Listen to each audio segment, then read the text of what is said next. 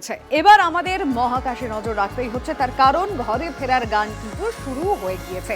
শুভাংশু শুক্লাদের এবার যে ঘরে ফিরতে হবে, কিন্তু প্রসেসটা কি বলুন তো?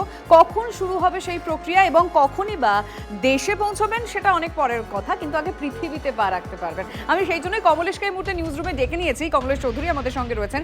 কমলেশ, তুমি একটু দর্শকদেরকে সহজভাবে বুঝিয়ে দাও যে আজকে ঠিক কখন প্রক্রিয়াটা শুরু হবে এবং কিভাবে হচ্ছে। দেখো লিমা, আমাদের দর্শকদের সুবিধার জন্য আমরা এই ছবিটা যেটা প্লাজমায় রয়েছে এই আচ্ছা। আমাদের এখানে দেখাতে পারি। এই যে শুভাংশু শুক্লা ড্রাগন ক্যাপসুলে চেপে উনি পৌঁছেছিলেন আন্তর্জাতিক স্পেস স্টেশনে, সেই ড্রাগন ক্যাপসুলে আবার উঠে বসলেন। সেই চেয়ারগুলো বলা যায়, 4টে চেয়ার রয়েছে 4জন মহাকাশচারীর জন্য। তার একটিতে পাইলট, এই মিশনের পাইলট শুভাংশু শুক্লা, তিনি দেখো কিভাবে বসতে হয় এখানে।